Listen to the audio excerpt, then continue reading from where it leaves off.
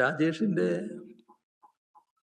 കുടുംബത്തിൽ ഭാര്യയ്ക്ക് തൊഴിൽ എന്നതാണ് പൊതുവെ ഉയർന്നു വന്നിട്ടുള്ളത്.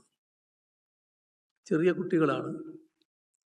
ആ കുട്ടികളുടെ വിദ്യാഭ്യാസം സർക്കാർ ചെലവിൽ സർക്കാർ ആ ബാധ്യത മുഴുവൻ ഏറ്റെടുക്കണം. വിദ്യാഭ്യാസത്തിന് ആവശ്യമായ സഹായം സർക്കാർ നൽകണം. മറ്റു കുടുംബങ്ങൾക്കും ഈ തരത്തിലുള്ള സഹായം തന്നെയാണ് ആവശ്യം. അവിടെ നീണ്ടകരയിലെ കുടുംബവും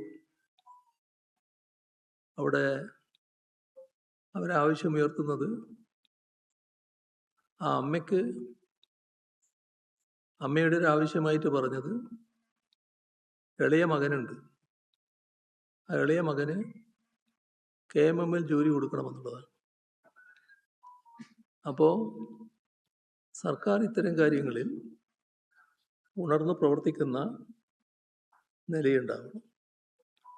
ഒരു കാര്യം അർത്ഥശങ്കക്കിടയില്ലാതെ വ്യക്തമാക്കുകയാണ്. നേരത്തെ പറഞ്ഞിട്ടുള്ളതാണ്. ദുരിതാശ്വാസ പുനരധിവാസ പ്രവർത്തനങ്ങൾക്ക് പ്രതിപക്ഷത്തിൻ്റെ പൂർണ്ണമായ സഹകരണവും പിന്തുണയും ഉണ്ടാകും. ഇപ്പോൾ കാലവർഷക്കെടുതിയിൽ നമ്മുടെ സംസ്ഥാനത്തിന് 127 കോടിയിൽ പരം രൂപയുടെ കാർഷിക നഷ്ടം ഉണ്ടായി എന്നാണ് പ്രാഥമികമായി വന്നിട്ടുള്ള കണക്ക്. ഇത് വർദ്ധിക്കുകയും ചെയ്യും. ഇതിപ്പോഴുള്ള ആദ്യത്തെ ഒരു കണക്കാണ്. അതോടൊപ്പം തന്നെ 9332 ഹെക്ടർ സ്ഥലത്ത് കൃഷി നശിച്ചു എന്നാണ് റിപ്പോർട്ട്. 45,904 കൃഷിക്കാരെ ഇത് ബാധിച്ചിട്ടുണ്ട്. എല്ലാ ജില്ലകളിലും നാശനഷ്ടങ്ങൾ ഉണ്ടായിട്ടുണ്ട്. എന്നാൽ വലിയ തോതിൽ ബാധിച്ചത് ജൂലൈ 31 വെള്ളം കയറിയപ്പോൾ ആകെ മുങ്ങിപ്പോകുന്ന അവസ്ഥയാണ് റാന്നിയിലും ആറന്മുളയിലും മറ്റും ഉണ്ടായത്. പത്തനംതിട്ട ജില്ലയിൽ റാന്നിയിൽ 500-ലധികം വ്യാപാര സ്ഥാപനങ്ങളിൽ, വീടുകളിൽ വെള്ളം കയറി. കോട്ടയം ജില്ലയിലും ചിലയിടങ്ങളിൽ വ്യാപകമായ രീതിയിൽ വെള്ളം കയറിയുള്ള നാശനഷ്ടങ്ങളുണ്ട്. ഇപ്പോൾ കോടിക്കണക്കിന് രൂപയുടെ നഷ്ടം, പ്രത്യേകിച്ച് ഓണക്കാലായതുകൊണ്ട് ഓണത്തിന് വേണ്ടിയുള്ള സാധനങ്ങളൊക്കെ സംഭരിച്ചു വെച്ചതാണ്. അവിടെയാണ് ഒന്നും ചെയ്യാൻ പറ്റാതെ രാത്രി വെള്ളം കയറുന്ന അവസ്ഥയുണ്ടായത്. എല്ലാം നശിച്ചു പോകുന്ന നിലയാണ് വന്നിട്ടുള്ളത്. ഇപ്പോൾ പത്തനംതിട്ട, കോട്ടയം, ഇടുക്കി, ആലപ്പുഴ ഈ ജില്ലകളിലെ പ്രളയനില അതിരൂക്ഷമായിരുന്നു. കുട്ടനാട്ടിലും വലിയ നാശനഷ്ടങ്ങളാണ് വെള്ളക്കെട്ടുണ്ടാക്കിയത്. ഇപ്പോൾ കോട്ടയം ജില്ലയിൽ പൂഞ്ഞാറ്, അതുപോലെ ഇടുക്കിയിൽ കുടയത്തൂർ, പത്തനംതിട്ടയിൽ ചിറ്റാർ, കോന്നി, കൊക്കത്തോട് ഇവിടങ്ങളിലെല്ലാം ഉരുൾപൊട്ടലും ഉണ്ടായി. കോട്ടയത്ത് തിക്കോയിലും വലിയ തോതിലുള്ള വെള്ളം കയറി നാശങ്ങൾ ഉണ്ടാക്കിയിട്ടുണ്ട്. അതുപോലെ തന്നെ തലനാട്ടിൽ കൂട്ടത്തോടെ 11ഓളം പശുക്കൾ മുങ്ങിച്ചാകുന്ന നിലയുണ്ടായിട്ടുണ്ട്. കണ്ണൂർ ചെറുപുഴയിൽ മണ്ണിടിച്ചിലുണ്ടായി. ആറളം ഫാമിലും വെള്ളം കയറി. ആലുവ ശിവരാത്രി മണപ്പുറം ക്ഷേത്രം പൂർണ്ണമായി തന്നെ വെള്ളം കയറുന്ന സ്ഥിതിയുണ്ടായി. മണ്ണിടിച്ചലിൽ പാൽച്ചുരവും താമരശ്ശേരി ചുരവും അടച്ചതുകൊണ്ട് ആ ഘട്ടത്തിൽ വയനാട് ജില്ല തന്നെ പൂർണ്ണമായി ഒറ്റപ്പെടുന്ന അവസ്ഥയുണ്ടായി. ഇതിലൊക്കെയുള്ളൊരു പ്രശ്നം കാലാവസ്ഥാ മുന്നറിയിപ്പ് അതിനനുസരിച്ച് മുൻകരുതലെടുക്കാൻ നമുക്ക് കഴിഞ്ഞില്ല എന്നുള്ളതാണ്. അതോടൊപ്പം വ്യാപകമായ വിമർശനമുയർന്നിട്ടുള്ളത് നമ്മൾ ഇത്തരം ഘട്ടങ്ങളിൽ ആളുകളെ ക്യാമ്പുകളിൽ താമസിപ്പിക്കുമല്ലോ, ആ ക്യാമ്പുകളിൽ സൗകര്യമൊരുക്കുന്നതിൽ വീഴ്ചയുണ്ടായി എന്നതാണ്. ഇത് ആശ്ചര്യകരമായൊരു കാര്യമാണ്. കാരണം നമ്മുടെ കേരളത്തിൽ ഇത്തരത്തിലുള്ള ദുരന്തങ്ങൾ ചില ഘട്ടങ്ങളിലൊക്കെ ഉണ്ടായിട്ടുണ്ട്. ആ ഘട്ടത്തിലെല്ലാം ഈ തരത്തിൽ പുനരധിവാസ പ്രവർത്തനങ്ങൾ, താൽക്കാലിക ക്യാമ്പുകൾ, ഇതൊക്കെ നമ്മുടെ നാട്ടിൽ നടന്നിട്ടുള്ളതാണ്. അപ്പോൾ നമ്മുടെ ഉദ്യോഗസ്ഥന്മാർക്കും ബന്ധപ്പെട്ട വകുപ്പുകൾക്കും സർക്കാരിനാകെയും എന്തൊക്കെയാണ് ഇത്തരം കാര്യങ്ങൾ ചെയ്യേണ്ടത് എന്നതിനെക്കുറിച്ച് നല്ല വ്യക്തതയുള്ളതാണ്. അങ്ങനെയുള്ളൊരു സംസ്ഥാനത്ത് എങ്ങനെയാണ് ഇത്തരത്തിലുള്ള അബദ്ധങ്ങളുണ്ടായത്, വലിയ തോതിലുള്ള വിമർശനങ്ങൾക്കിടയാക്കുന്ന കാര്യങ്ങളുണ്ടായത്? അത് പ്രത്യേകം പരിശോധിക്കേണ്ടതാണ്. ഇവിടെ ഇപ്പോൾ പെട്ടെന്ന് തന്നെ ഉണ്ടായ നാശനഷ്ടങ്ങൾ കണക്കാക്കി ആ നാശനഷ്ടങ്ങളുടെ പ്രത്യേകത വെച്ചുകൊണ്ടുള്ള നഷ്ടപരിഹാരം നൽകുന്നതിനുള്ള നടപടികൾ സർക്കാർ സ്വീകരിക്കേണ്ടതായിട്ടുണ്ട്. സർക്കാർ ബന്ധപ്പെട്ട വിവരങ്ങൾ ശേഖരിക്കുക, നാശത്തിൻ്റെ കണക്ക് റവന്യൂ ഡിപ്പാർട്ട്മെൻറ്റ് പെട്ടെന്ന് തന്നെ ലഭ്യമാക്കുക, ഇതാണ് സാധാരണഗതിയിൽ വേണ്ടത്. പക്ഷേ ഗുരുതരമായ വീഴ്ച ഈ കാര്യങ്ങളിലും സംഭവിച്ചിട്ടുണ്ട് എന്ന് കാണാതിരിക്കരുത്. അതിൽ റവന്യൂ വകുപ്പിനെ കുറിച്ച് തന്നെ വിമർശനങ്ങൾ ഉയരുന്നുണ്ട്. നമ്മുടെ സംസ്ഥാനത്ത് മത്സ്യത്തൊഴിലാളികൾക്ക് ആവശ്യമായ ജാഗ്രതാ മുന്നറിയിപ്പ് നൽകുക എന്നത് ഇത്തരം ഘട്ടങ്ങളിൽ ഏറ്റവും പ്രധാനമാണ്. ഇപ്പോൾ വരുന്ന ഒരു ആക്ഷേപം യാതൊരു മുന്നറിയിപ്പും ലഭിച്ചിരുന്നില്ല എന്നതാണ്. ഇവിടെ ജീവൻ നഷ്ടപ്പെട്ടതിനോടൊപ്പം തന്നെ കാണേണ്ടതാണ് മത്സ്യബന്ധന ഉപകരണങ്ങൾ വൻതോതിൽ നശിച്ചുപോയി എന്നുള്ളത്. അവിടെ കൊല്ലം ജില്ലയിൽ കണ്ടൊരു കാര്യം, ഒരു വള്ളം അവർ വീട് വിറ്റുണ്ടാക്കിയതാണ്. ആ വള്ളമാണ് പൂർണ്ണമായും നശിച്ചു പോയത്. വലയും മറ്റു കാര്യങ്ങളും എല്ലാം നശിച്ചു. അപ്പോൾ ജീവസന്ധാരണത്തിന് വേണ്ടി സ്വീകരിച്ച വലിയ പ്രതീക്ഷയോടെ സ്വീകരിച്ച നടപടികൾ ആകെ തകർന്ന് നിസ്സഹായാവസ്ഥയിലാകുന്ന കുടുംബങ്ങളാണ്. അപ്പോൾ അതിനെല്ലാം അർഹമായ നഷ്ടപരിഹാരം നൽകാൻ കഴിയണം. അതിൽ സാങ്കേതികമായ പ്രശ്നങ്ങൾ അല്ല ഗൗരവമായി നോക്കേണ്ടത്. നഷ്ടപരിഹാരം നൽകേണ്ട കാര്യങ്ങൾക്ക് നഷ്ടപരിഹാരം നൽകുന്നതിന് മുൻതൂക്കം നൽകണം. ഇപ്പോൾ ഒരു പ്രശ്നം ഇന്നലെ പറഞ്ഞത്, ഞാൻ ആ വീട് സന്ദർശിച്ചപ്പോൾ പറഞ്ഞൊരു കാര്യമാണ്. അവരുടെ ബോട്ട് വാങ്ങി, പുതിയ വള്ളമാണ്. ആ പുതിയ വള്ളം സാധാരണഗതിയിൽ ഇൻഷൂർ ചെയ്യണം. ഇൻഷൂർ ചെയ്യുന്നതിനുള്ള നടപടികൾ ആരംഭിക്കുകയാണ്. ആ ആരംഭിക്കുന്നതിനിടയ്ക്ക് ഒരു കടലിൽ പോവുകയാണ്. അപ്പോൾ സാധാരണഗതിയിൽ ഇങ്ങനൊരു കാര്യം പ്രതീക്ഷിക്കുന്നില്ല. അപ്പോൾ ഇൻഷൂർ ചെയ്യാൻ കഴിയുന്നില്ല. എൻ്റെ സാങ്കേതികമായ മറ്റു ചില കാര്യങ്ങൾ പൂർത്തിയാക്കാൻ കഴിയാത്തത് കൊണ്ടാണ് ഇൻഷുറൻസ് ഇല്ലാത്തത്. അപ്പം ഇത്തരം കാര്യങ്ങളിൽ സർക്കാർ തന്നെ ചില അയവേറിയ സമീപനം സ്വീകരിക്കേണ്ടതായിട്ട് വരും. അപ്പോൾ ഇൻഷുറൻസ് ഉണ്ടല്ലോ എന്ന് സാധാരണ നിലക്ക് കണക്കാക്കാം. പക്ഷേ പ്രത്യേക സാഹചര്യത്തിൽ ഇൻഷുറൻസ് ഇല്ലാത്തത് കൊണ്ട് പ്രത്യേകമായ സഹായം സർക്കാർ നൽകുന്ന നില സ്വീകരിക്കണം.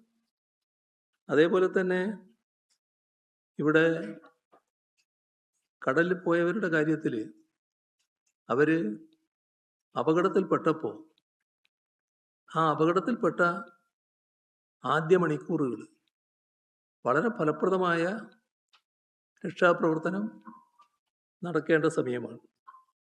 പക്ഷേ വലിയ തോതിലുള്ള കൃത്യവിലോപം ഉണ്ടായി എന്നതാണ് ഈ കുടുംബങ്ങൾക്കും തീരദേശത്താകെയും നാട്ടിലും ഉള്ള അഭിപ്രായം. അത് എന്തുകൊണ്ടാണ് സംഭവിച്ചത്? ഇവിടെ ഇത്തരം ഘട്ടങ്ങളിൽ സ്വീകരിക്കേണ്ട നടപടികൾ അറിയാത്തവരല്ല നമ്മുടെ വകുപ്പുകൾ. മുൻകാല അനുഭവമുണ്ട്. എന്തുകൊണ്ട് ഇത്തരമൊരു അപകടം ഉണ്ടായപ്പോൾ പെട്ടെന്ന് ഉണർന്ന് പ്രവർത്തിക്കാൻ കഴിഞ്ഞില്ല? ഒരു പ്രകൃതി ദുരന്തമുണ്ടാകുന്ന ഘട്ടത്തിൽ രാഷ്ട്രീയമായ ആരോപണങ്ങൾ ഉന്നയിക്കേണ്ട ഘട്ടമല്ല. അതുകൊണ്ട് തന്നെ അത്തരം കാര്യങ്ങളിലേക്ക് ഞങ്ങളിപ്പോൾ പോകുന്നില്ല. പക്ഷേ വ്യാപകമായി വിമർശനം ഉയരുമ്പോൾ അത് പരിശോധിക്കാൻ സർക്കാരിന് ബാധ്യതയുണ്ട്. നമ്മൾ എല്ലാ ദുരന്തത്തിലും കണ്ടതാണ്, ദുരന്തഘട്ടത്തിൽ എല്ലാം മറന്ന് രക്ഷാപ്രവർത്തനത്തിന് സർക്കാരിനോടൊപ്പം സഹകരിച്ച് ജനങ്ങളാകെ ഇറങ്ങാറാണ് പതിവ്. പക്ഷേ സർക്കാർ ചെയ്യേണ്ട കാര്യങ്ങൾ ചെയ്യണമല്ലോ. അതിവിടെ ഉണ്ടായോ?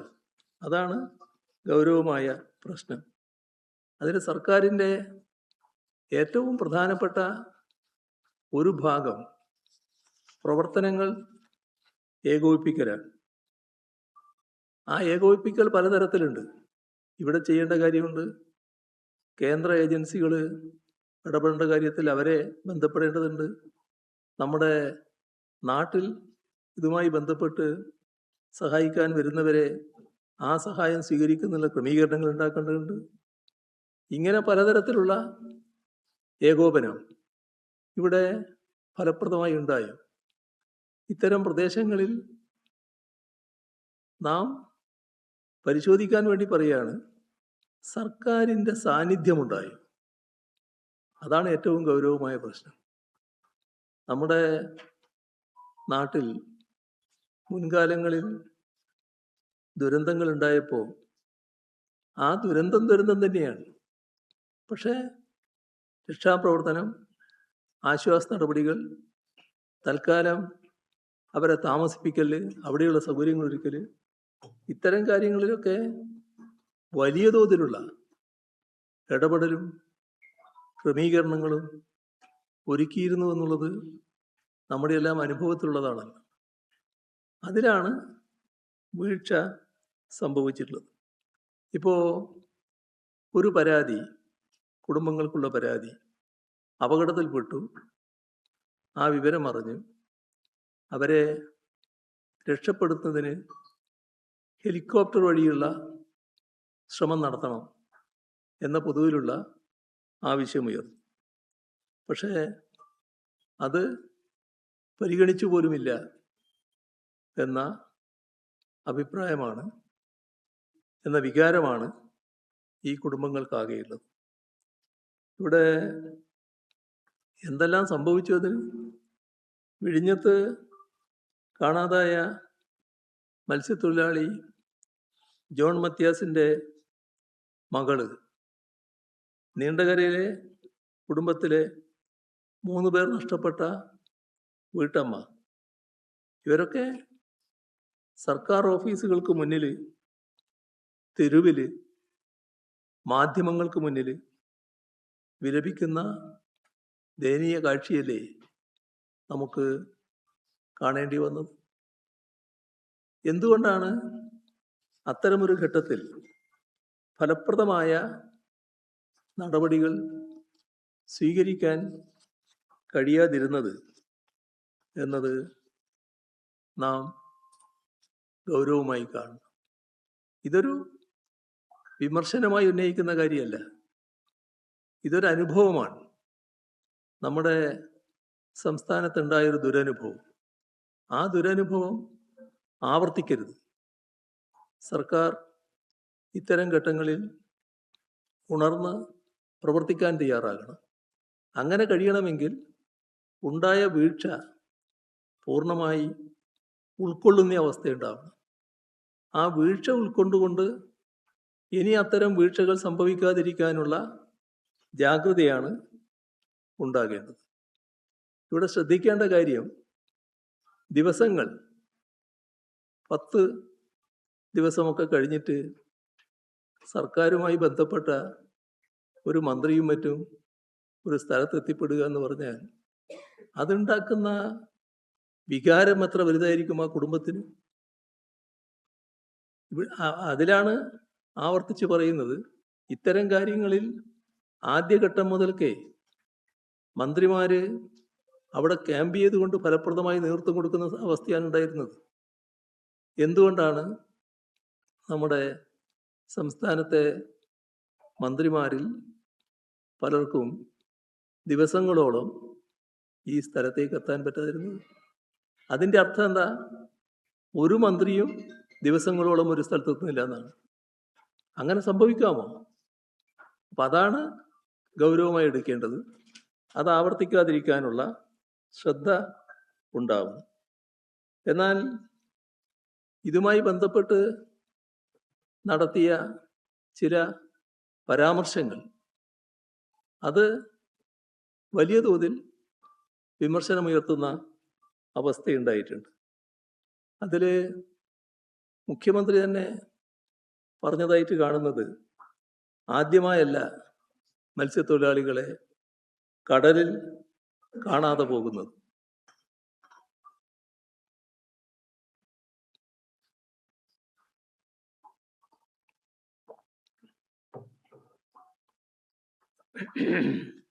പിന്നെ അദ്ദേഹം പറഞ്ഞതായിട്ട് പുറത്ത് വന്നിട്ടുള്ള വാർത്ത, തീരപ്രദേശത്തെ ആളുകളെ അറിയാലോ എന്നോ മറ്റോ ഒരു പരാമർശം നടത്തിയതായിട്ടും പുറത്തു വന്നിട്ടുണ്ട്. ഇതൊക്കെ അതിവൈകാരികമായി പ്രതികരിക്കുന്ന അവസ്ഥയിലേക്ക് തീരപ്രദേശത്തെ ജനങ്ങളെ എത്തിച്ചിട്ടുണ്ട്. കാരണം ആ പ്രദേശത്തെ ജനങ്ങളെ ആകെ അവഹേളിക്കുന്ന ഒരു പ്രസ്താവനയാണ് എന്ന മട്ടിലാണ് ഈ ദുരന്തത്തിനിരയായ കുടുംബങ്ങളും അവിടെയുള്ള ജനങ്ങളും ഇതിനെ കാണുന്നത്. ഇവിടെ മറ്റൊരു കാര്യം ശ്രദ്ധിക്കേണ്ട കാര്യമാണ്,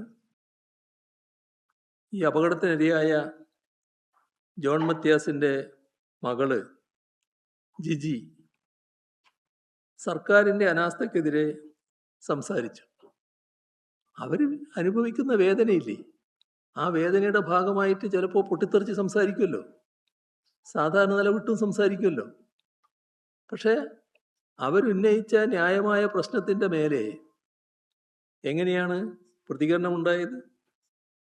അവർക്ക് നേരെ UDF അനുകൂലികൾ ഭീകരമായ സൈബർ ആക്രമണമാണ് നടത്തിയത്. ഒരുതരം കൊട്ടേഷൻ സംഘം പോലെ ഇറങ്ങുകയാണ്. എന്നിട്ട് അവർക്കെതിരെ, അവരെല്ലാം നഷ്ടപ്പെട്ടു നിൽക്കുകയാണ്, അവർക്കെതിരെയാണ് വ്യാപകമായ സൈബർ ആക്രമണം നടത്തുന്നത്. ഈ സൈബർ ആക്രമണം സാധാരണഗതിയിൽ വലിയ കുറ്റമല്ലേ? ആ കുറ്റവാളികൾക്കെതിരെ എന്തെങ്കിലും നടപടിയെടുത്തോ? എന്തുകൊണ്ടാണ് നടപടിയെടുക്കാത്തത്? UDF അനുകൂലികളായവർ ചെയ്തതുകൊണ്ട് സർക്കാരിനെ സംരക്ഷിക്കാൻ വേണ്ടി ഇവർ ഇടപെട്ടു എന്നാണ്. ആ ധാരണയിൽ മറ്റു നടപടികളിലേക്ക് കടന്നില്ല എന്നതാണ് വന്നിട്ടുള്ളത്. ഇവിടെ ഏറ്റവും പ്രധാനപ്പെട്ട പ്രശ്നം ഇതിൻ്റെ ആദ്യ മണിക്കൂറുകൾ, ആ ഘട്ടത്തിൽ ഉണ്ടായ നിസ്സംഗത തന്നെയാണ്. അടിയന്തര സാഹചര്യങ്ങൾ ഒരുപാട് നമുക്ക് നേരിടേണ്ടി വന്നിട്ടുണ്ട്. ആ ഘട്ടങ്ങളിലെല്ലാം വലിയ തോതിൽ സഹായം നമുക്ക് നമ്മുടേതല്ലാത്തവരിൽ നിന്ന് ലഭിച്ചിട്ടുണ്ട്. ഞാൻ ഉദ്ദേശിക്കുന്നത് നമ്മുടെ ഏജൻസികളല്ലാത്ത, എന്നാൽ കേന്ദ്ര ഏജൻസികൾ. ആ കേന്ദ്ര ഏജൻസികളുടെ സഹായം വിവിധ ഘട്ടങ്ങളിൽ നമ്മുടെ സംസ്ഥാനം സ്വീകരിച്ചിട്ടുണ്ട്. എൻ്റെ അനുഭവം പറയാൻ, ഇത്തരം അപകടങ്ങൾ ഉണ്ടാകുന്ന ഘട്ടത്തിൽ കേന്ദ്ര ഏജൻസികളെ ബന്ധപ്പെട്ടാൽ ഒരു പ്രയാസവുമില്ലാതെ അവർ സഹായിച്ചിട്ടുണ്ട് എല്ലാ ഘട്ടത്തിലും. പക്ഷേ ഇവിടെ എന്താ നമുക്ക് കേൾക്കാൻ കഴിഞ്ഞത്? BJPയുടെ സംസ്ഥാന അധ്യക്ഷൻ പറയാണ്, ഒരു മന്ത്രി എന്നെ ബന്ധപ്പെട്ടു, നിങ്ങൾ സഹായിക്കണം എന്ന് പറഞ്ഞു. അങ്ങനെ ഞാൻ ബന്ധപ്പെട്ടു. ആ ബന്ധപ്പെട്ടതിൻ്റെ ഭാഗമായി സഹായങ്ങൾ ചെയ്തിട്ടുണ്ട്. എന്താണിത്? നമ്മുടെ നാടിൻ്റെ അനുഭവത്തിൽ അങ്ങനൊരു വശമില്ല. ഇവിടെ ഏതെല്ലാമോ ദുരന്തങ്ങൾ ഉണ്ടായിട്ടുണ്ടല്ലോ. ഒരുപാട് ദുരന്തങ്ങൾ നമ്മൾ നേരിട്ടിട്ടുണ്ടല്ലോ. ആ ദുരന്തങ്ങൾ നേരിട്ട ഘട്ടത്തിലൊന്നും ഒരു രാഷ്ട്രീയ പാർട്ടിയുടെയും പ്രത്യേക സഹായം, ഏജൻസിയുടെ സഹായം ലഭ്യമാകുന്നതിന് വേണ്ടി തേടിയിട്ടില്ല. കേന്ദ്ര ഏജൻസിയെ നേരിട്ട് ബന്ധപ്പെടാം, സംസ്ഥാന ഗവൺമെന്റ് ബന്ധപ്പെടാം. സംസ്ഥാന ഗവൺമെന്റ് ബന്ധപ്പെട്ടാൽ നേവി അടക്കമുള്ള, ആർമി അടക്കമുള്ള ആളുകളുടെ സഹായം നമുക്ക് ലഭിച്ചിട്ടുണ്ട്. ഏത് ഘട്ടത്തിൽ? എന്തിനാണ് ഒരു മന്ത്രി BJPയുടെ സംസ്ഥാന അധ്യക്ഷനോട് അഭ്യർത്ഥിച്ചിട്ട് അവരുടെ ഇടപെടലിലൂടെ സഹായത്തിന് വേണ്ടി കാത്തത്? എന്തേ അതുവരെ ബന്ധപ്പെടാതിരുന്നത്? എന്തുകൊണ്ടാണ് ബന്ധപ്പെടുന്നതിൽ വീഴ്ചയുണ്ടായത്?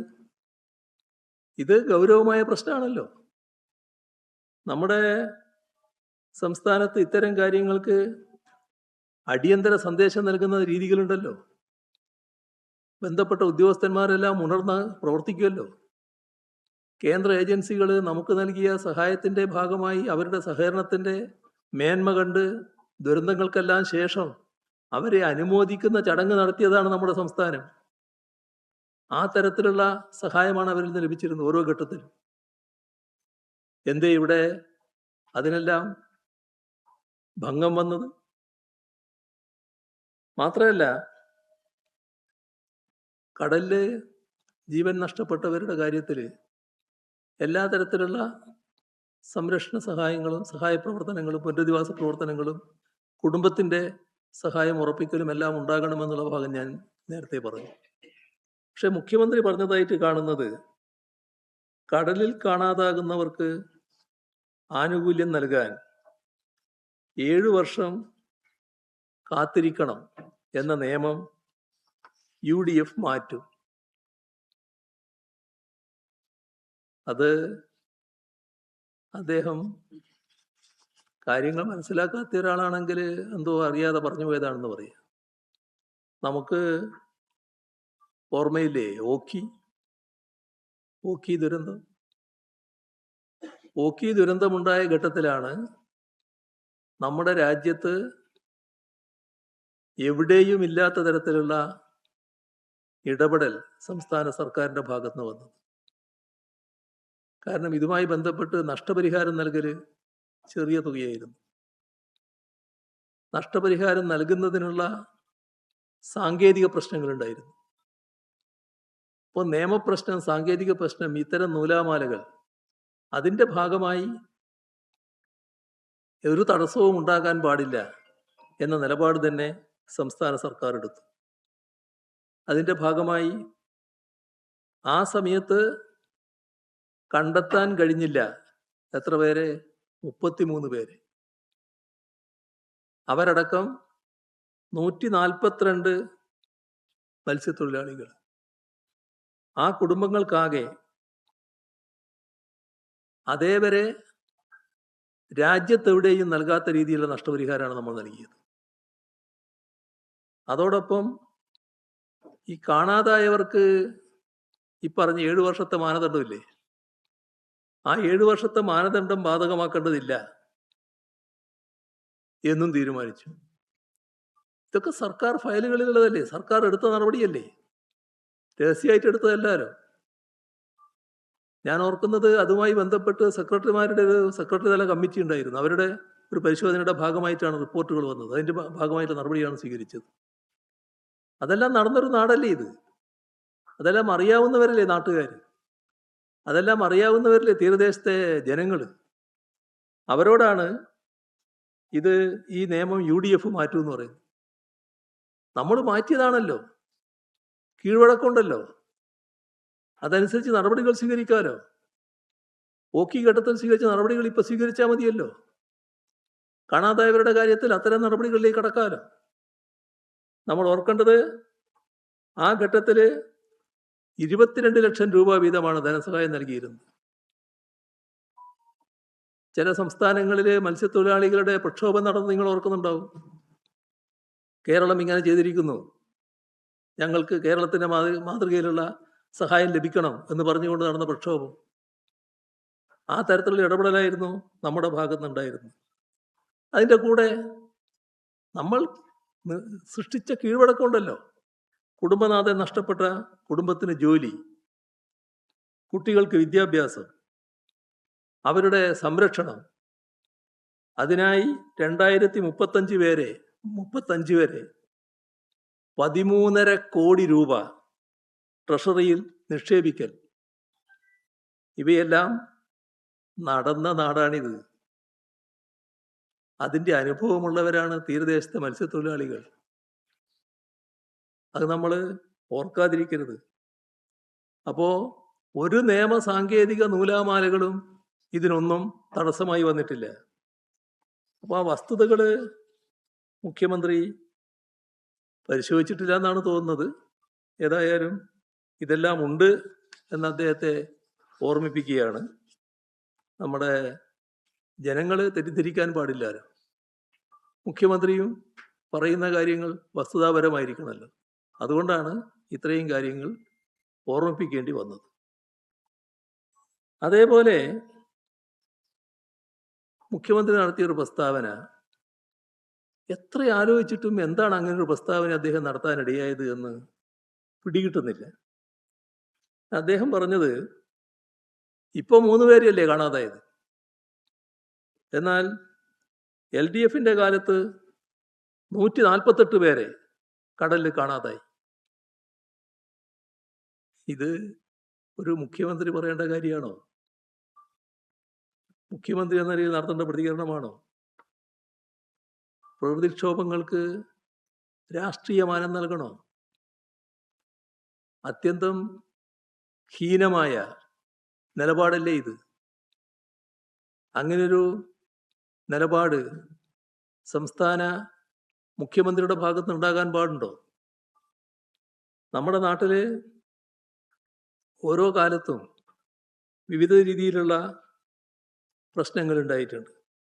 കടൽക്ഷോഭം, ചുഴലിക്കാറ്റ്, കാലാവസ്ഥാ വ്യത്യാസം മൂലമുള്ള മറ്റു ദുരന്തങ്ങൾ, ഇതെല്ലാം വരുമ്പോഴാണല്ലോ നമ്മൾ എല്ലാവരെയും വേദനിപ്പിക്കുന്ന അപകടങ്ങൾ സംഭവിക്കുന്നത്. അത്തരത്തിൽ ഒന്നായിരുന്നു ഓഖി.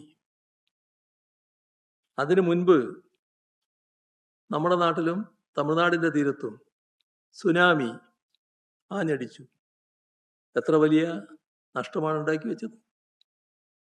അപ്പോൾ ദുരന്തങ്ങളിലെ മരണനിരക്കുകളോ കാണാതെ പോയവരുടെ എണ്ണമോ എടുത്ത് താരതമ്യം ചെയ്യുന്നതിൽ എന്ത് യുക്തിയാണുള്ളത്? അങ്ങനെ ചെയ്യാൻ പാടുണ്ടോ? അതാണ് ആലോചിക്കേണ്ടത്. ഇവിടെ സംഭവിച്ച വീഴ്ചകൾ പൂർണ്ണമായിട്ട് ഉൾക്കൊള്ളുക എന്താണ് പ്രധാനം. ആ വീഴ്ചകൾ മറച്ചുവെക്കാൻ മരണങ്ങളെ വെച്ചുള്ള താരതമ്യത്തിലേക്ക് കടക്കരുത്. അത് സാധാരണ രീതിയല്ല. അങ്ങേയറ്റത്തെ ഹൃദയശൂന്യമായ നിലപാടാണത്. അത്തരമൊരു നിലപാട് സംസ്ഥാന മുഖ്യമന്ത്രിയിൽ നിന്നുണ്ടാകാൻ പാടില്ല. ഇവിടെ അദ്ദേഹം പറഞ്ഞതുകൊണ്ട് ഒരു കാര്യം കൂടി ഓർമ്മിപ്പിക്കുകയാണ്. ആ കാലത്ത് LDFന്റെ കാലത്ത് തെരച്ചിലിലും രക്ഷാപ്രവർത്തനത്തിലും ഒരു തരത്തിലുള്ള പരാതിയും ആരുടെ ഭാഗത്തു നിന്നും ഉയർന്നിരുന്നില്ല. ഇവിടെ മുഖ്യമന്ത്രിയുടെ അവകാശവാദം മറ്റൊരു അവകാശവാദം പുറപ്പെടുവിച്ചു.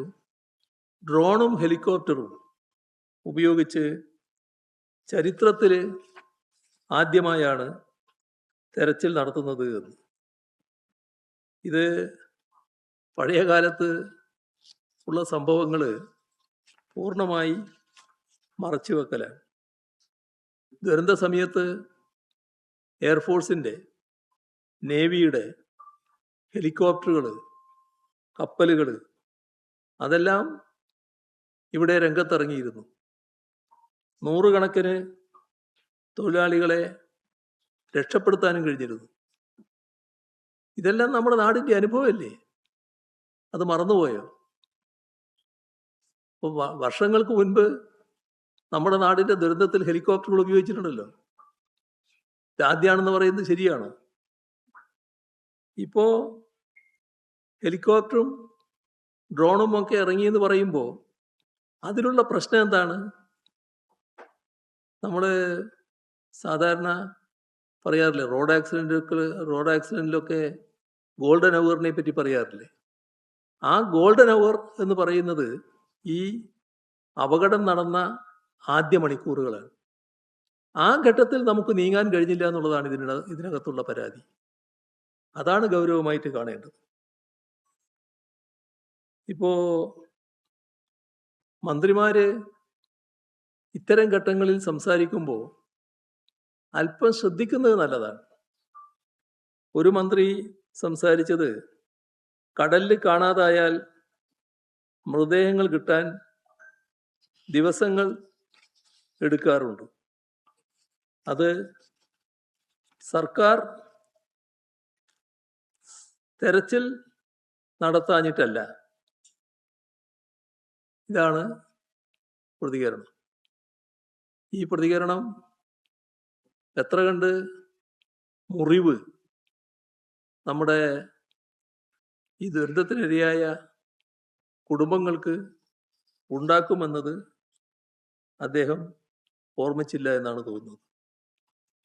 ഏതായാലും ഇത്തരം കാര്യങ്ങളൊന്നും സാധാരണഗതിയിൽ പറയേണ്ട ഒരു ഘട്ടമല്ല ഇത്.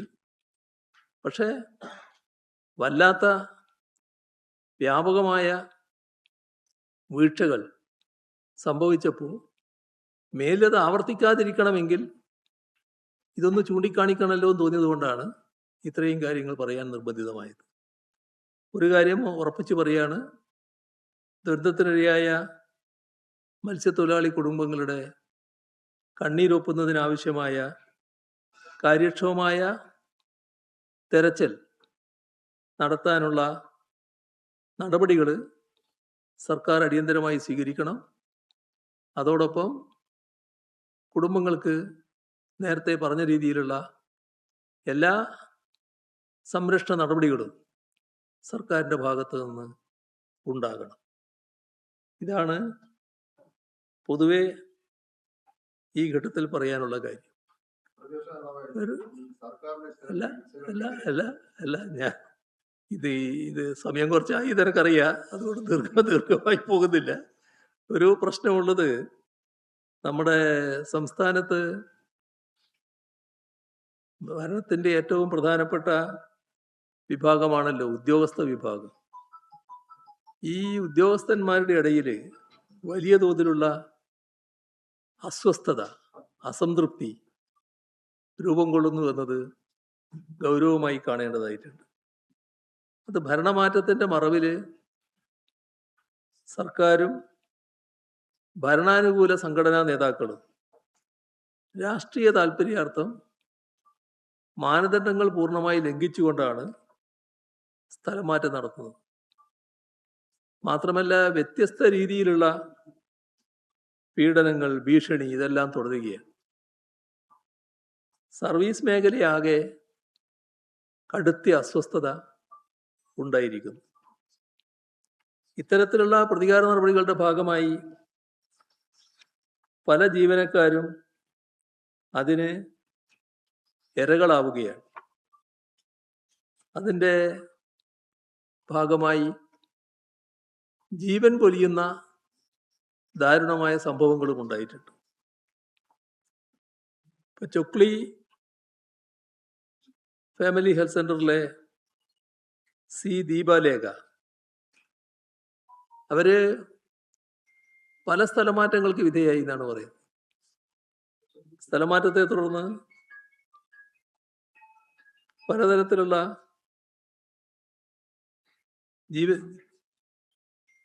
ജീവനൊടുക്കുന്ന ഹൃദയാഘാതമാണ് ദീപലേഖക്ക് സംഭവിച്ചത്.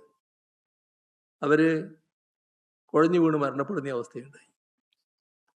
മറ്റൊരു പരാതി ഇതിൻ്റെ കൂട്ടത്തിൽ വന്ന് കാസർഗോഡ് സീനിയർ ക്ലർക്ക് ആശാരത അവര് ആത്മഹത്യ ചെയ്യുന്ന നിലയുണ്ടായി എന്നും ആക്ഷേപങ്ങൾ ഉയർന്നിട്ടുണ്ട്. പരിയാരം മെഡിക്കൽ കോളേജിലെ സീനിയർ ഡോക്ടറാണ് KV രാധാമണി. ദശാബ്ദങ്ങളായിട്ട് ജോലി ചെയ്യുന്നവരാണ്. അവരെ രോഗികളുടെ മുന്നിൽ വെച്ച് ഒരു ഭരണാനുകൂല സംഘടന NGO അസോസിയേഷൻ നേതാക്കളാണെന്നാണ് പറയുന്നത്, അവര് ഭീഷണിപ്പെടുത്തുന്നു. ഭീഷണിപ്പെടുത്തുക എന്ന് പറഞ്ഞാൽ കേൾക്കാൻ പറ്റാത്ത അറപ്പുളവാക്കുന്ന വാക്കുകളാണെന്നാണ് പറയുന്നത്. അപ്പോൾ സാധാരണഗതിയിൽ അത്തരമൊരു അനുഭവമൊന്നും അവർക്കുണ്ടാവില്ലല്ലോ. അവർക്ക് ഹൃദയാഘാതം ഉണ്ടാകുന്നു. ഹോസ്പിറ്റലിൽ വെച്ച് തന്നെ ആയതുകൊണ്ട് അപ്പം തന്നെ അവിടെ അഡ്മിറ്റ് ചെയ്യാനുള്ള സൗകര്യം ഉണ്ടായി എന്നുള്ളത് മറ്റൊരു കാര്യം. പക്ഷേ എത്ര ഹീനമായാണ് പെരുമാറുന്നത്. കോഴിക്കോട് ജില്ലയിൽ ഒരു പോലീസ് ഉദ്യോഗസ്ഥൻ കൊളത്തൂർ പുതുക്കുടി സുബിൻലാൽ ഇത്തരം ക്രമവിരുദ്ധ സ്ഥലമാറ്റത്തിൽ മനംനൊന്നുകൊണ്ട് ജീവനൊടുക്കുന്ന അവസ്ഥയുണ്ടായി. ഇവിടെ നമ്മുടെ തിരുവനന്തപുരത്ത് നടന്നൊരു സംഭവം അതീവ വിചിത്രമായൊരു കാര്യമാണ്. തിരുവനന്തപുരം ഐരാണിമുട്ടം സാമൂഹ്യാരോഗ്യ കേന്ദ്രത്തിൽ സന്ദർശനം നടത്തിയ ആരോഗ്യമന്ത്രിയുടെ പ്രൈവറ്റ് സെക്രട്ടറി ഒരു സീനിയർ വനിതാ മെഡിക്കൽ ഓഫീസറോട് ഔമര്യാദയായി പെരുമാറി. ആരാ ഈ പ്രൈവറ്റ് സെക്രട്ടറി? നമ്മൾ കാണേണ്ടത്, ഞാൻ ആ സെക്രട്ടറി ആരെന്നല്ല ചോദിക്കുന്നത്, പ്രൈവറ്റ് സെക്രട്ടറി എന്ന സ്ഥാനം എന്താണെന്ന് മനസ്സിലാക്കാൻ തയ്യാറാകണം. പ്രൈവറ്റ് സെക്രട്ടറി ഈ ബന്ധപ്പെട്ട മന്ത്രിയുടെ പ്രൈവറ്റ് സെക്രട്ടറിയാണ്. അയാൾ മന്ത്രിയല്ല.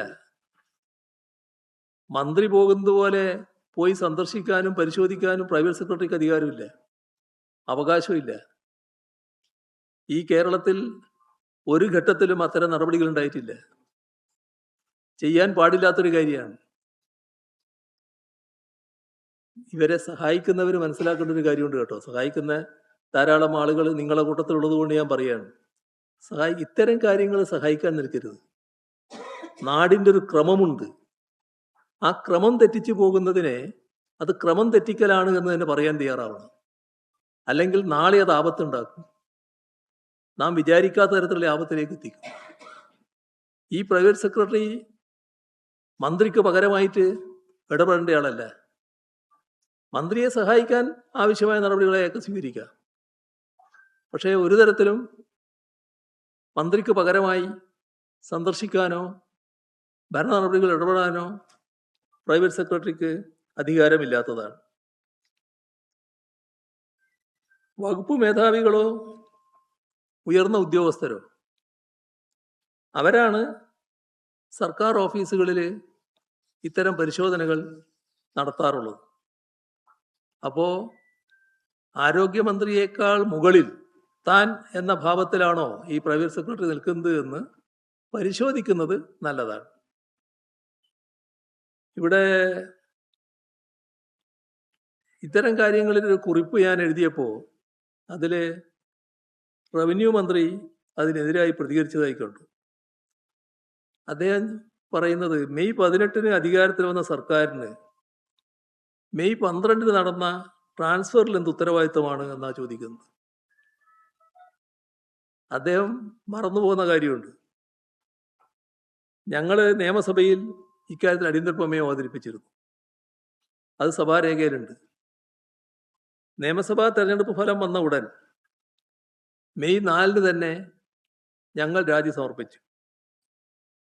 തുടർന്ന് ഭരണമാറ്റം അത് മുതലെടുത്തുകൊണ്ട് ഭരണാനുകൂല സർവീസ് സംഘടനാ നേതാക്കൾ ലെറ്റർ പേഡുകളിൽ സ്ഥലം മാറ്റത്തിനുള്ള നിർദ്ദേശങ്ങൾ ഉന്നത ഉദ്യോഗസ്ഥർക്ക് നിയമവിരുദ്ധമായി നൽകുകയാണ്. ആ ലെറ്റർ പേഡിൽ തയ്യാറാക്കി നൽകുന്ന പട്ടികകൾ അതേപടി സൂചനയായി കാണിച്ചുകൊണ്ട് സ്ഥലം മാറ്റ ഉത്തരവുകൾ മെയ് 18 മുൻപ് ഇറങ്ങുകയാണ്. ഇത് ഉത്തരവിലുണ്ട്. ഇത് നമ്മുടെ സിവിൽ സർവീസിന്റെ ചരിത്രത്തിൽ ഒരു കാലത്തും ഇല്ലാത്തൊരു കാര്യമാണ്, കേട്ടുകേൾവിയില്ലാത്ത കാര്യമാണ്. അപ്പോൾ ഭരണത്തിന്റെ മറവിൽ ഭരണാനുകൂല അണികൾ നടത്തുന്ന ഇത്തരത്തിലുള്ള നിയമവിരുദ്ധ നടപടികൾക്ക് സർക്കാർ പിന്തുണ നൽകുകയാണ്. മന്ത്രിമാരും മുഖ്യമന്ത്രിയും അതിന് പിന്തുണ നൽകുകയാണ്. സർവീസ് അവകാശങ്ങൾക്കായി ശബ്ദമുയർത്തുന്ന ജീവനക്കാരും സംഘടനകളും അവരെയെല്ലാം പൊതുവേദികളിൽ അപഹസിക്കുകയും പരസ്യമായി ഭീഷണിപ്പെടുത്തുകയും ചെയ്യുന്ന സമീപനമാണ് മുഖ്യമന്ത്രി അടക്കം സ്വീകരിക്കുന്നത്. ട്രാൻസ്ഫറുകൾ പൊതു മാനദണ്ഡം അനുസരിച്ചാണ്. ഇനിയും ട്രാൻസ്ഫർ നടത്തും എന്ന് മാനദണ്ഡ വിരുദ്ധമായി ട്രാൻസ്ഫറുകൾ നടത്തുന്നൊരു സ്ഥലത്ത് മുഖ്യമന്ത്രി തന്നെ പറയുന്ന അവസ്ഥ വന്നാൽ പിന്നെ എവിടെയാ എത്തുക കാര്യങ്ങൾ? ഇത് ഭരണരംഗത്തെ തീർത്തും അസ്വസ്ഥമാക്കുന്ന ഒന്നാണ്. ഇപ്പോൾ സർക്കാർ ജീവനക്കാരുടെ ജീവനും ആത്മാഭിമാനത്തിനും വില കൽപ്പിക്കാത്ത ക്രമവിരുദ്ധമായ നിലപാടുകൾക്കെതിരെ ശക്തമായ പ്രതിഷേധമാണ് ഇന്ന് സംസ്ഥാനത്ത് ഉയർന്നു വരുന്നത്. സിവിൽ സർവീസിനെ ഈ ചുരുങ്ങിയ മാസങ്ങൾ കൊണ്ട് ഭരണകൂട ഭീകരതയുടെ കുരുതിക്കളമാക്കുകയാണ് സർക്കാർ ചെയ്തിട്ടുള്ളത്. ഇത്രയാണ് ആമുഖമായി പറയാനുള്ളത്.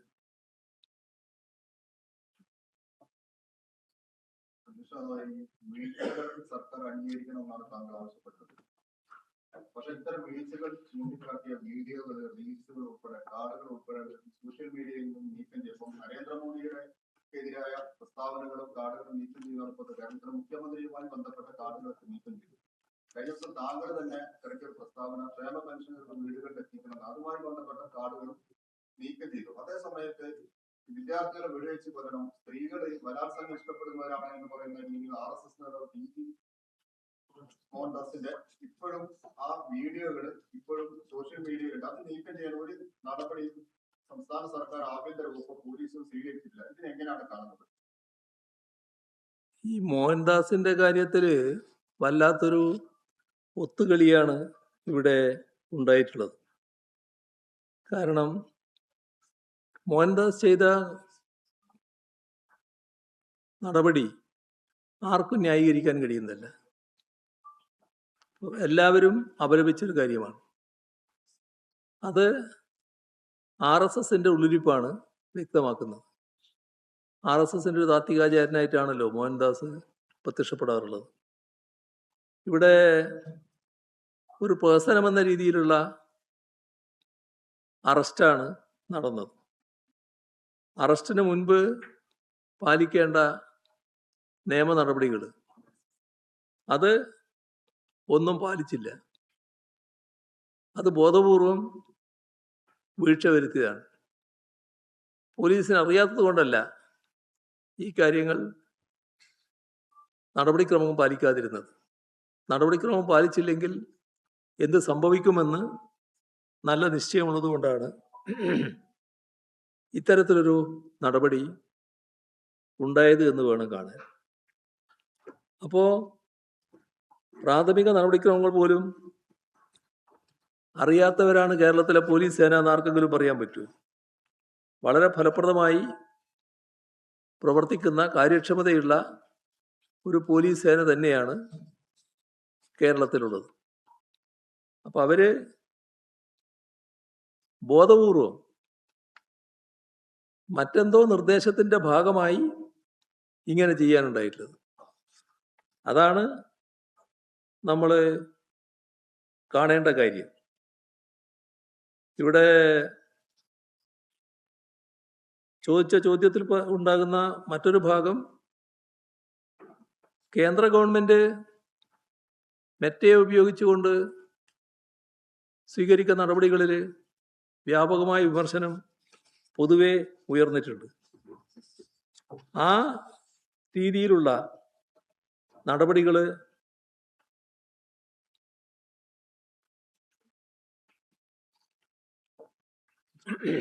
ഇവിടെയും വരുന്നു എന്ന് വേണം കാണാൻ. ഇപ്പൊ ജന്തർ മന്ദറിലെ യുവജന പ്രക്ഷോഭത്തിന് ശേഷം സമരവുമായി ബന്ധപ്പെട്ട പോസ്റ്റുകൾക്കും റീലുകൾക്കും ഫേസ്ബുക്ക്, ഇൻസ്റ്റഗ്രാം എന്നിവയിൽ മെറ്റ നിയന്ത്രണം ഏർപ്പെടുത്തിയിരിക്കും. അപ്പോൾ കേന്ദ്ര സർക്കാരിൻ്റെ ആവശ്യപ്രകാരമാണ് ഇത്തരത്തിലൊരു സെൻസറിങ് നടപടി ഉണ്ടായിട്ടുള്ളത്. അപ്പം അതേ പാതയിലാണ് UDF സർക്കാരും നീങ്ങുന്നത്. ഇവിടെ ഒരു പ്രശ്നം ഉയർന്നു വന്നത്, തൂഫാൻ നടപടിയുടെ ഭാഗമായി ഒരാളെ അറസ്റ്റ് ചെയ്യപ്പെട്ടല്ലോ. ആ അറസ്റ്റ് ചെയ്യപ്പെട്ടയാള് മുഖ്യമന്ത്രിയുടെ സോഷ്യൽ മീഡിയ കോർഡിനേറ്റർ എന്ന് അവകാശപ്പെടാറുണ്ട് പോലും. അപ്പൊ അദ്ദേഹമാണ് ഈ മയക്കുമരുന്ന് കേസിൽ അറസ്റ്റിലാവുന്നത്. അപ്പൊ ഇതുമായി ബന്ധപ്പെട്ട് എല്ലാ മാധ്യമങ്ങളും വാർത്തകൾ നല്ല നിലക്ക് നൽകുകയും സംപ്രേഷണം ചെയ്യുകയും ഒക്കെ ചെയ്തു. പക്ഷേ ഫേസ്ബുക്ക് ഉൾപ്പെടെയുള്ള സോഷ്യൽ മീഡിയ പ്ലാറ്റ്ഫോമുകളിൽ നിന്ന് ഈ വാർത്ത നീക്കം ചെയ്യപ്പെടുന്നതായിട്ട് വാർത്തകൾ വരികയാണ്. ഇപ്പോൾ ബി ജെ പി സർക്കാരിൻ്റെ പരോക്ഷമായ സഹായം ഇക്കാര്യത്തിൽ സർക്കാരിന് ലഭിക്കുന്നുണ്ട്, നമ്മുടെ സംസ്ഥാന സർക്കാരിന് ലഭിക്കുന്നുണ്ട്. ഇപ്പോൾ ലഹരിക്കെതിരെ തൂഫാൻ നല്ല രീതിയിലുള്ള പ്രവർത്തനവുമായി മുന്നോട്ട് പോകുന്നുവെന്ന് സർക്കാർ തന്നെ അവകാശപ്പെടുന്ന ഘട്ടത്തിലാണ് ഓപ്പറേഷൻ തൂഫാനിൽ നടന്ന അറസ്റ്റ് സർക്കാർ തന്നെ പൂഴ്ത്തിവെക്കുന്ന നിലയുണ്ടാകുന്നു. ഇപ്പോൾ വസ്തുതാപരമായ ഒരു വാർത്ത അത് നീക്കം ചെയ്യിക്കാൻ സാധാരണഗതിയിൽ നിയമപരമായി കഴിയില്ല. അപ്പോൾ സംസ്ഥാന സർക്കാരിൻ്റെ ഇടപെടൽ കൊണ്ട് മാത്രമാണ് ഇത്തരമൊരു നീക്കം ചെയ്യൽ സംഭവിച്ചിട്ടുള്ളത്. ഇപ്പോൾ സെൻസർഷിപ്പ് ആ രീതിയിൽ ഏർപ്പെടുത്തുന്നത് തീർത്തും ഏകാധിപത്യപരമായ കാര്യമാണ്. അതിനോട് ഒരു തരത്തിലും യോജിക്കാനാവില്ല.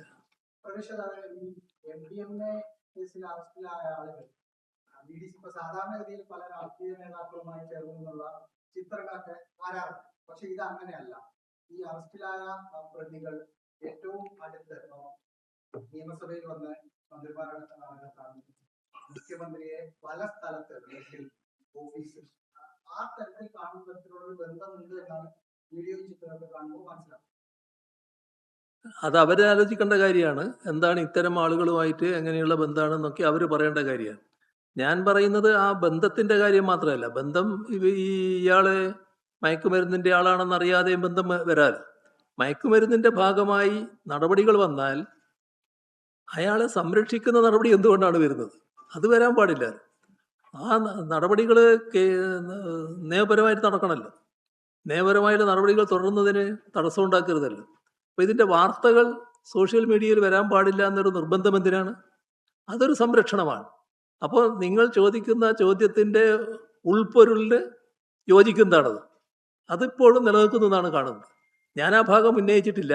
അത് ഞാൻ കാണുന്നത് നടപടി നല്ല നിലക്ക് സ്വീകരിക്കണം എന്നുള്ളതാണ്. അല്ല, അവരാരും യൂത്ത് കോൺഗ്രസിന്റെ ഭാഗമേ അല്ല എന്ന കാര്യമാണ് മന്ത്രി ജനീഷ് എന്ന് പറയുന്നത്. അവര് സ്വന്തം നിലയ്ക്ക് യൂത്ത് രൂപീകരിച്ചു, യൂത്ത് കോൺഗ്രസ് യാതൊരു ബന്ധമില്ലെന്ന് പറയുന്നത്. നല്ലത്. അങ്ങനെയാണെങ്കിൽ ഇത് ചെയ്യാൻ പാടില്ലല്ലോ.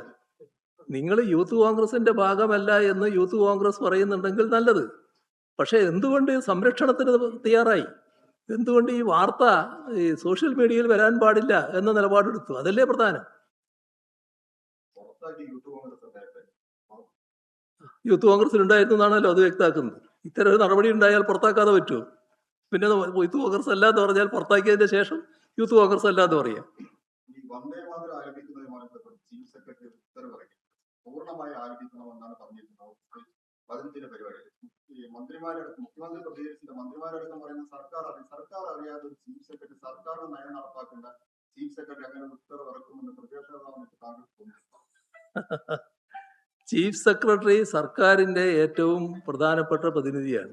സർക്കാർ തലത്തിലുള്ള എല്ലാ കാര്യങ്ങൾക്കും ഔദ്യോഗികമായിട്ട് മന്ത്രിമാരെ പോലെ തന്നെ പ്രതിനിധീകരിച്ച് സംസാരിക്കാൻ ബാധ്യസ്ഥനായ ആളാണ് ചീഫ് സെക്രട്ടറി. അപ്പോൾ അത് സർക്കാരിൻ്റെ അഭിപ്രായമാണ്. ഈ വന്ദേ മാതരം പെട്ടെന്നുണ്ടായ ഒരു പ്രശ്നമില്ലല്ലോ. വന്ദേ മാതരം കുറേ കാലമായിട്ട് ചർച്ച ചെയ്തുകൊണ്ടിരിക്കുകയാണ്. സത്യപ്രതിജ്ഞാ ചടങ്ങ് തൊട്ട് തുടങ്ങിയല്ലോ. സത്യപ്രതിജ്ഞാ ചടങ്ങിൽ പൂർണ്ണമായിട്ട് ആലപിച്ചതിനെ പറ്റിയാണല്ലോ ഏറ്റവും വലിയ വിമർശനം വന്നത്. ഇത് കഴിഞ്ഞിട്ട് ഇത്തരമൊരു സർക്കുലർ പോയി എന്ന് വന്നപ്പോൾ ഒരു മന്ത്രി കയറി പറഞ്ഞു അത് ഗവർണറുടെ നിർദ്ദേശമാണ്.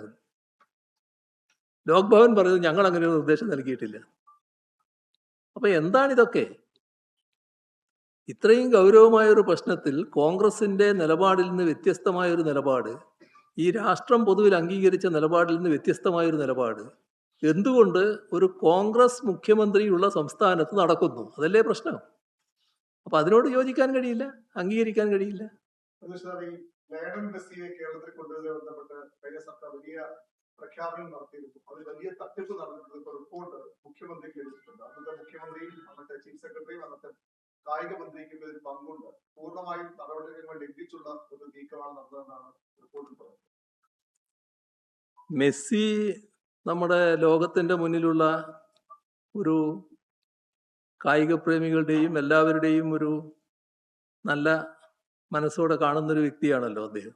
നല്ല രീതിയിൽ കേരളത്തിൽ അദ്ദേഹത്തിന് ആരാധകരെ പോലെ തന്നെയുള്ള ആളുകളുണ്ട്. എല്ലാവർക്കും അറിയാലോ. അത് നമുക്ക് നല്ലൊരു സ്പോർട്സ് സംസ്കാരമാണല്ലോ കേരളത്തിലുള്ളത്. ഒരു ഘട്ടത്തിൽ മെസ്സിയുടെ സന്ദർശനവുമായി ബന്ധപ്പെട്ട ചില പ്രശ്നങ്ങൾ ഇവിടെ ഉണ്ടായിരുന്നുള്ളത് വസ്തുതയാണ്. അതിൻ്റെ ഭാഗമായി ആ ടീമിൽ അവർക്ക് വരുന്നതിനാവശ്യമായ നടപടികൾ സ്വീകരിക്കുന്നതിൽ ചില നടപടികൾ ഉണ്ടായി എന്നതും നമ്മൾക്കെല്ലാം അറിയാവുന്ന കാര്യമാണ്. ആ കാര്യത്തിൽ അന്ന് കാര്യങ്ങൾ കൈകാര്യം ചെയ്ത മന്ത്രി എന്ന നിലക്ക് ശ്രീ അബ്ദുറഹിമാൻ തന്നെ കാര്യങ്ങൾ വ്യക്തമാക്കിയിട്ടുണ്ട്. അതിനകത്ത് ഈ പറയുന്ന തരത്തിലുള്ള ഒരു പ്രശ്നവും അടങ്ങിയിട്ടില്ല. വരണമെന്ന് പൊതുവിൽ നാട് ആഗ്രഹിച്ചിരുന്നു. വരുന്നതിനെ നമ്മൾ സ്വാഗതം ചെയ്തിരുന്നു. പക്ഷെ അവർക്ക് അവരുടേതായ കാരണങ്ങളാൽ വരാൻ പറ്റിയില്ല എന്നുള്ളതാണ് പിന്നീട് സംഭവിച്ചത്. അതിൻ്റെ മേലെ എന്തന്വേഷണം നടത്താനാണെന്ന് അന്വേഷിച്ചാലേ പറയാൻ പറ്റും.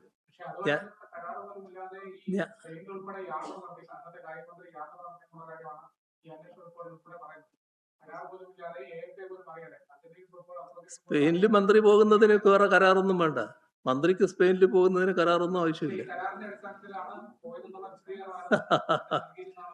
അതെ, കരാർ എന്ന് പറയുന്നത് എന്താണ്? ഗവൺമെന്റുമായിട്ടല്ലല്ലോ ഇത്തരം നടപടികൾ. അതെല്ലാം മന്ത്രി തന്നെ പറയല്ലോ. മന്ത്രി തന്നെ കാര്യങ്ങൾ അന്നത്തെ മന്ത്രി കാര്യങ്ങൾ വിശദീകരിച്ചിട്ടുണ്ടല്ലോ. ഇപ്പോൾ നമ്മൾ ഈ നാട്ടിലാകെ ഇങ്ങനെ വല്ലാതെ പ്രശ്നങ്ങളൊക്കെ ഉണ്ടാവുമ്പോൾ അത് കുറച്ചൊരു വിഷമം ഉണ്ടാക്കുന്ന കാര്യമാണല്ലോ. അപ്പോൾ ഒന്നിരിക്കട്ടെ, ഒന്ന് ഇങ്ങോട്ട് തിരിച്ചും എന്നൊരു ആലോചന ഉണ്ടാവും. അതും അവരെൻ്റെ വഴിക്ക് വരട്ടെ, അതുകൊണ്ട് സാരമൊന്നുമില്ല. അതൊന്നും ഞങ്ങളെ അധികം ബാധിക്കുന്ന കാര്യമല്ല. ഇനി അവർക്ക് എന്താ അന്വേഷിക്കേണ്ടതെന്ന് വെച്ചാൽ അന്വേഷിക്കട്ടെ. കഴിഞ്ഞ സർക്കാർ തെരഞ്ഞെടുത്തതിലും മാനദണ്ഡങ്ങൾ ലംഘിച്ചു. സാമ്പത്തിക ലാഭം ഉണ്ടാക്കുന്ന രീതിയിൽ കലോത്സവം വിട്ടുകൊടുത്തു, നികുതി ഇളവ് കൊടുത്തു, അങ്ങനെ കുറെ കാര്യങ്ങൾ പറയുന്നു. മുഖ്യമന്ത്രി ചേർന്ന് യോഗം ചേർന്ന് ഒരുപാട് കാര്യങ്ങൾ കൂടി പറയുന്നു. അല്ല, സ്റ്റേഡിയം ഇദ്ദേഹം വന്നാലാണ്. ഇദ്ദേഹം വന്നാലുള്ള നടപടികൾക്കായിട്ട് സ്റ്റേഡിയം കൊടുക്കാൻ വേണ്ടി തീരുമാനിച്ചു എന്നുള്ളത് ശരിയാണ്. ആ വരുന്നതിനാവശ്യമായ നടപടികൾ അവിടെ സ്വീകരിക്കേണ്ടതുണ്ടായിരുന്നു. അപ്പോൾ അന്താരാഷ്ട്ര തലത്തിലുള്ള സ്റ്റേഡിയമായിട്ട് മാറണ്ടേ? നമ്മൾ അന്താരാഷ്ട്ര സ്റ്റേഡിയം ആണെങ്കിലും അതിനുള്ള അറ്റകുറ്റപ്പണികൾ നടക്കണ്ടേ? അതുപോലുള്ള കാര്യങ്ങൾക്ക് ആവശ്യമായ നടപടികൾ ആരംഭിച്ചിരുന്നു. അത്രയേ ഉള്ളൂ.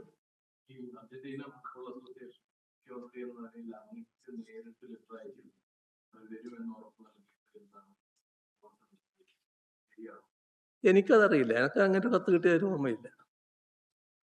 അർജന്റീന ഫുട്ബോൾ അസോസിയേഷന്റെ ഔദ്യോഗികമായിട്ടുള്ള യാതൊരു അറിയിപ്പും ലഭിക്കാതെ കാര്യം പല വേദികളിലും അർജന്റീന വരും കേട്ടോ എന്ന് പലതവണയാണ് പറഞ്ഞത്.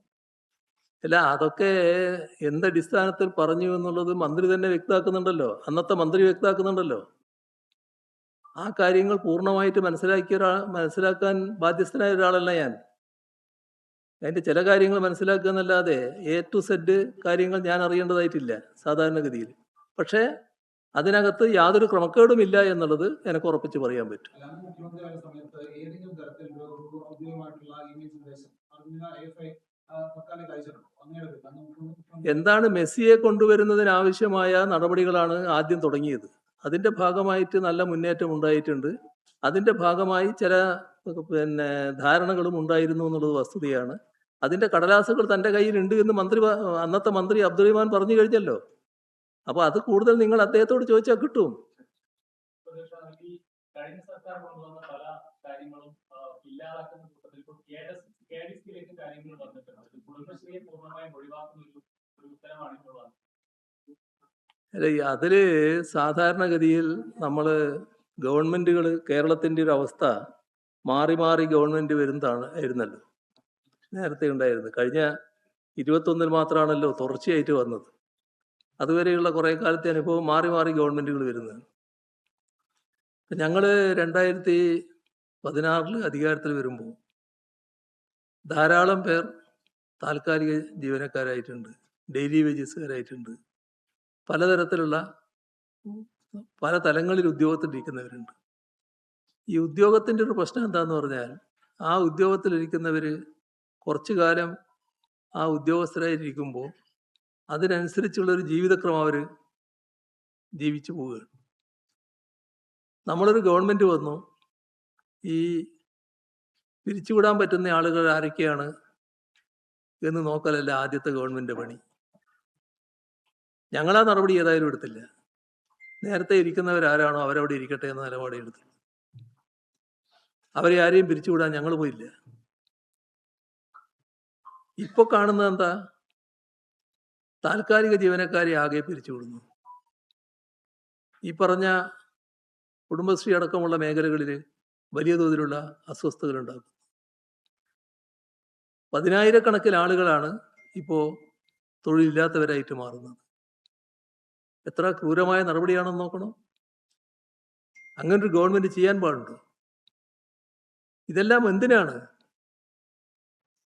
ഇത്തരം നിയമനങ്ങളുടെ പിന്നിലുള്ള സാധാരണ നടക്കാൻ പാടില്ലാത്ത കാര്യങ്ങൾ നടത്തിക്കുന്നതിനുള്ള വഴിവിട്ട നീക്കങ്ങളാണ്.